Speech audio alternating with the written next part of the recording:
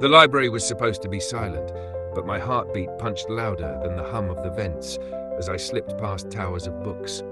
I only came for a textbook, nothing dramatic, until I saw his laptop, open, glowing like a confession caught mid-breath.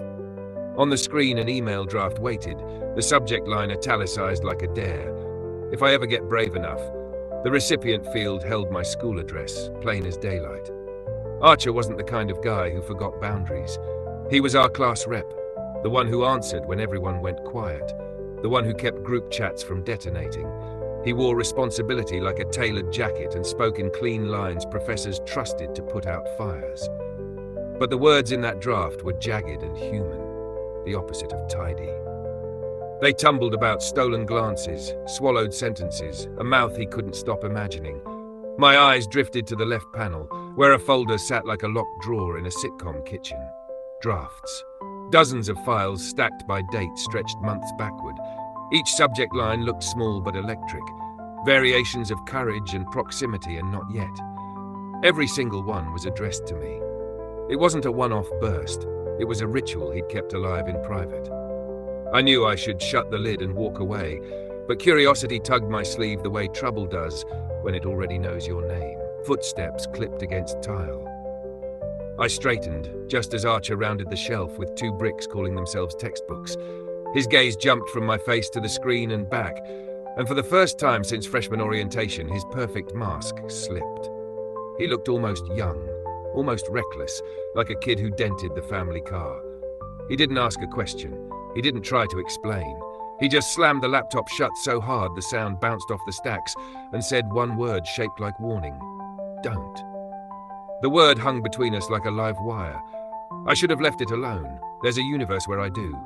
In this universe, I tilted my head and let a grin tilt with it. Didn't know you were a writer, I said softly, tasting the edges of the tease. His jaw knotted. He gripped his books like flotation devices and stalked past. An exit that only looks casual until you notice the white knuckles. I watched him go and realized I'd just stepped into a story I didn't know yet, but already wanted to read. The next morning, I leaned on the corner of his desk before lecture, close enough that my breath stirred a curl near his ear. "So, brave enough yet?" I whispered, letting the syllables slide. His pen stopped mid-word, ink dotting the page like a held breath. He didn't look up, but the corner of his mouth twitched, traitor to the rest of his face. The professor started talking about variance and bias. All I could study was the pause between Archer's inhale and exhale, the pause where a yes might someday live. That was how the game began. No rules spoken, only gravity deciding for us. I teased with half-remembered lines from his drafts, slipping them into jokes like contraband. He countered with clipped answers, with a silence sharp enough to slice paper, with eyes that said I was dangerous for him. But eyes don't lie well. When our fingers brushed passing notes, his breath hitched. When I leaned close to borrow a highlighter, his shoulders went rigid. The mask worked on everyone else. With me, it frayed thread by thread. One night, I found another draft. He'd left the laptop charging in the lab, screen asleep but not locked, and curiosity is a powerful thief. I opened a file and read a paragraph that felt like standing inside a bell when it struck. "You're driving me insane. Stop smiling like you know everything. Stop making me want to give it all away." I pressed the lid shut with shaking hands and laughed into the empty room, because I'd never felt so seen by a voice that wouldn't speak above a whisper. Fate, or maybe a petty professor, paired us for the midterm project. When our names were read together, Archer didn't argue. He just swallowed hard like the room had tilted. I threw him a wink he pretended not to notice. We booked a study room, spread articles like maps, and tried very hard to behave. The silence between us wasn't empty, it was crowded with unsaids. Every knee bump under the table froze him. Every shared reach for the same book flashed the air bright as a short circuit. Eventually, I rested my chin on my hand and asked, casual as gum, "You could just tell me, you know, whatever all those drafts are trying to say." His head snapped up. The storm that lives behind grey eyes rolled forward. "Stop," he said, but the word had history, something older than me. "You don't know what you're playing with." I smiled because that's my worst habit, turning fear into bravado. "Pretty sure I do." The room went taut like a drum, and we worked the next hour without speaking. The library thinned to whispers.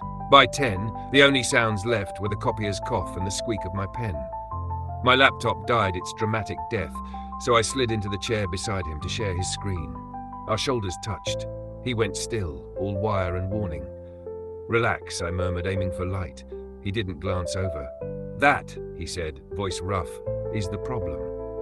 A new current braided through the old one, the kind you feel in your teeth. For a heartbeat, I forgot half the alphabet. He kept typing. I kept not breathing right. His hand hovered near mine as if gravity had developed new settings. I let my fingers drift until knuckles brushed. He flinched but didn't retreat. Silence got loud enough to be a soundtrack. Then Archer shoved his laptop into his bag like it had betrayed him. "This can't happen," he said to the table, to himself, to the universe. He left before I could decide whether to be mad or merciful. I sat there glowing and furious and certain I'd just touched a fuse. He avoided me hard the next day. New seat, new hallway, new talent for vanishing. Avoidance doesn't dissolve anything, it just makes it ferment. By lunch, even the air felt carbonated. I didn't chase him. I let the silence ripen until it tasted like truth. Secrets bloat when ignored, and Archer was already walking differently, like he'd stuffed a backpack with bricks and was pretending it was feathers. I told myself to be patient. Patience and I have a complicated relationship we keep trying to fix. A storm rolled over campus Friday night and blew the power like a candle. People poured into hallways with phone flashlights and nervous laughter. I walked outside into the downpour because sometimes the sky needs to wash your decisions.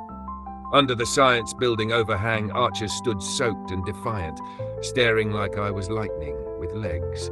I stepped close enough that the rain hit my back and said, "Still writing drafts?" His throat moved once. "I don't know how to stop," he said, like a confession. "Maybe losing control isn't the worst thing," I whispered, touching his wrist. A test, a dare, a promise I wasn't sure I could keep. He closed his eyes and exhaled like the first line of a song he loved and feared. Lightning ripped the sky.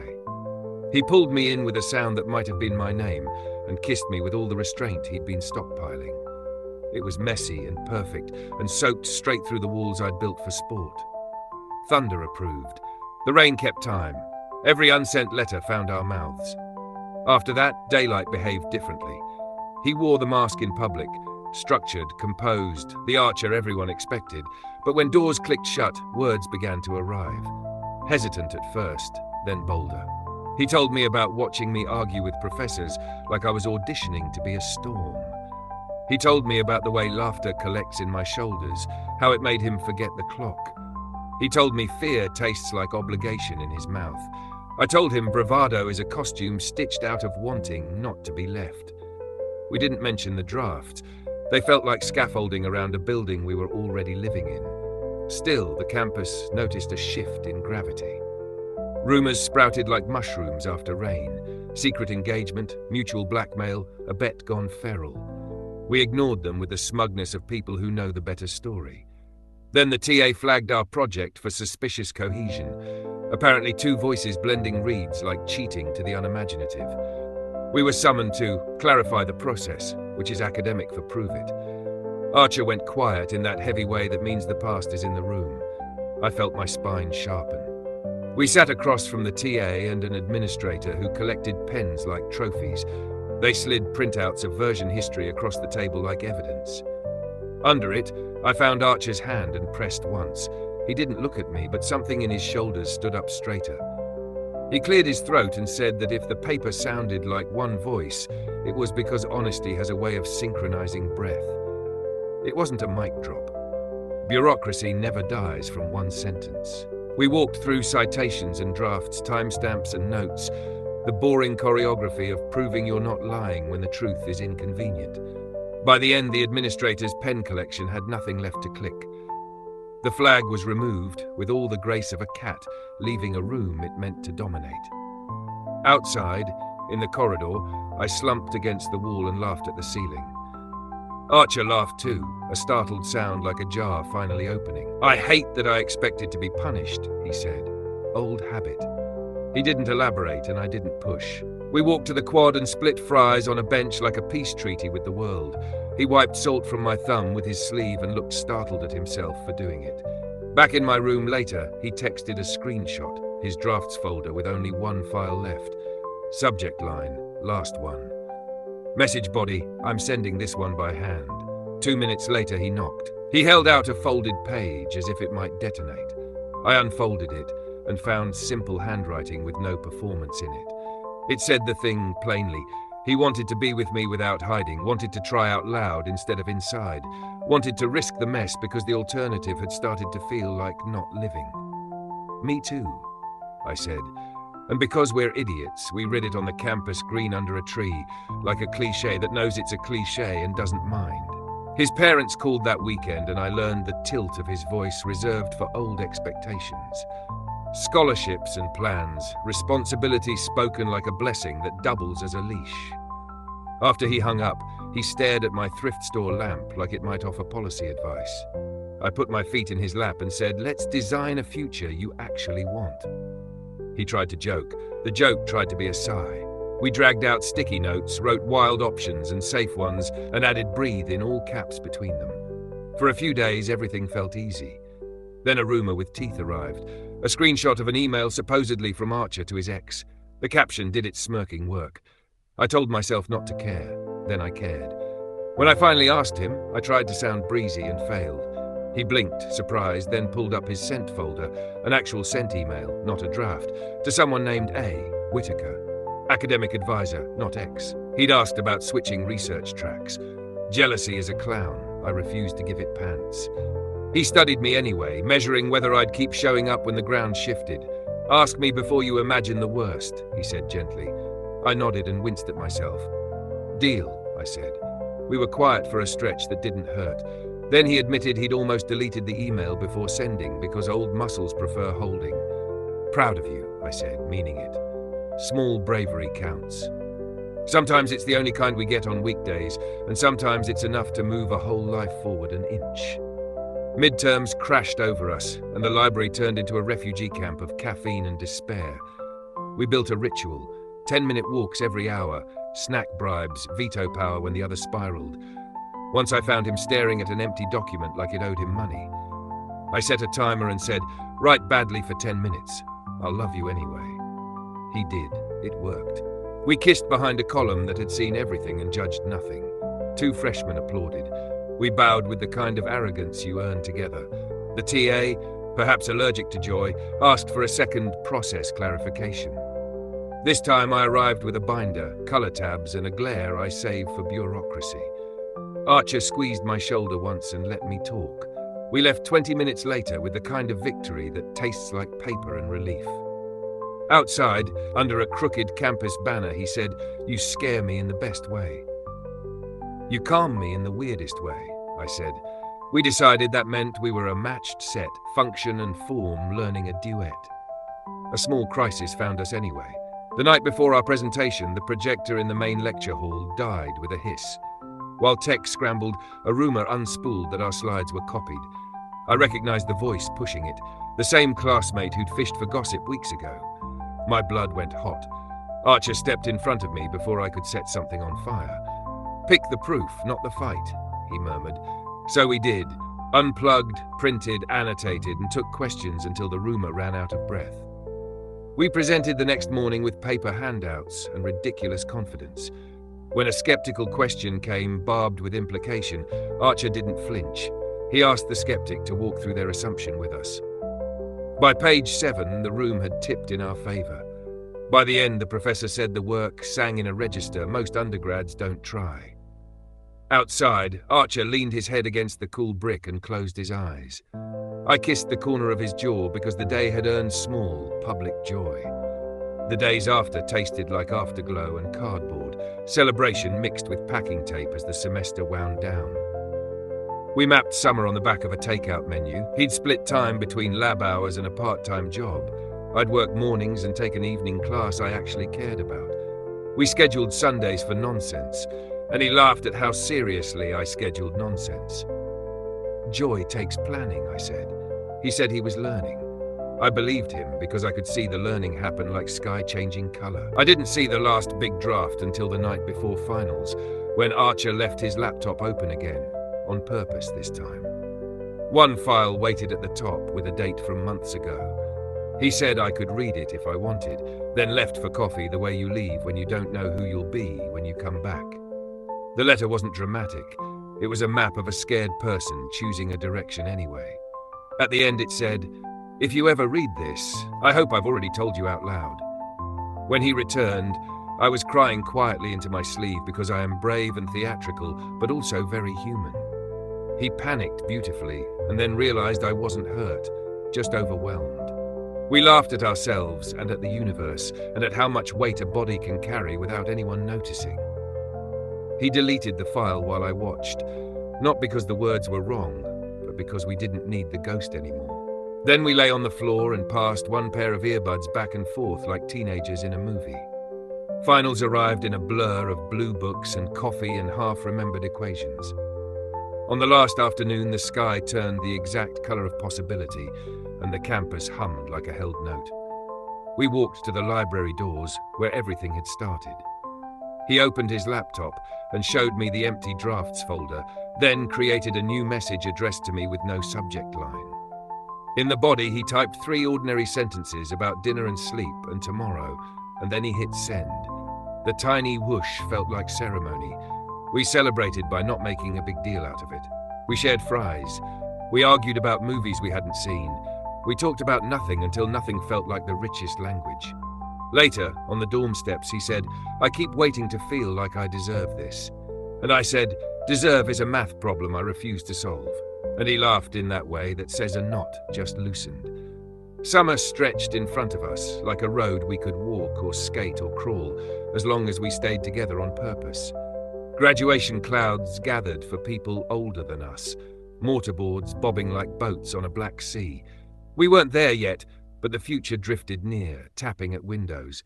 He got an email about a paid research slot that would keep him on campus into fall. I got an acceptance into a writing seminar that scared me in the good way. We wrote our commitments on sticky notes and overlapped the edges like a Venn diagram you could live inside. Promises don't have to be loud to last. They have to be repeated. A week later, after a lazy Sunday of waffles and unproductive strolling, Archer stopped by the library alone and left a small envelope at the info desk with my name on it. Inside was a Polaroid he'd taken of the study room table, the same scar in the wood, the same crooked outlet, the place where the fuse first caught. On the back he wrote, "No more unsent letters, but I'm allowed keepsakes." I tucked it in my wallet behind my bus card so ordinary life would keep touching it. It worked better than prayer. I still teased him because we are who we are. He still organized chaos because he is who he is. When I picked fights in seminar, he texted, "Proud of you for starting fires," and I sent back, "Proud of you for carrying water." We learned which days needed jokes and which needed quiet. We learned how to fight without treating love like collateral damage. And when fear tried to choreograph us, we stepped on its toes together until it remembered it wasn't invited to the dance we were building. Not every day glowed. There was the afternoon he bombed a practice talk and wanted to delete his project. The morning I got a story rejected and wanted to delete my name. We took turns being ballast and sail. When he couldn't sleep, we catalogued constellations through the dusty dorm window and named the empties after our dumbest worries. When I couldn't breathe, he counted with me, in, 2, 3 out, 2, 3, until air stopped feeling like a thing I had to earn. Near July, the advisor who'd once doubted our authorship wrote asking Archer to guest with the incoming class. He almost said no. I told him to say yes and let the work introduce itself. He did. He stood in a too-bright room and spoke about collaboration and rigor and the miracle of a question asked in good faith. Later, he admitted his hands had shaken behind the podium. I said mine had too, just watching. Pride is a shy animal. That day we fed it from our palms. We still made time for nonsense. We held a 2-person film festival of movies with perfect last lines. We ranked campus staircases by how much they hate your knees. We learned a dance from a video so badly that the video probably felt insulted. He tried to teach me chess. I tried to teach him how to skip small talk without sounding rude. We failed at both and kissed like that was the point. Some afternoons we napped like champions and called it research in human restoration. The first time we said I love you didn't make fireworks, just a quiet click that made the whole room line up. He said it like a hypothesis he could finally test. I said it like a line I'd been rehearsing without knowing. We didn't post it or stage it. We wrote it in the margins of a grocery list and bought peaches like they were trophies.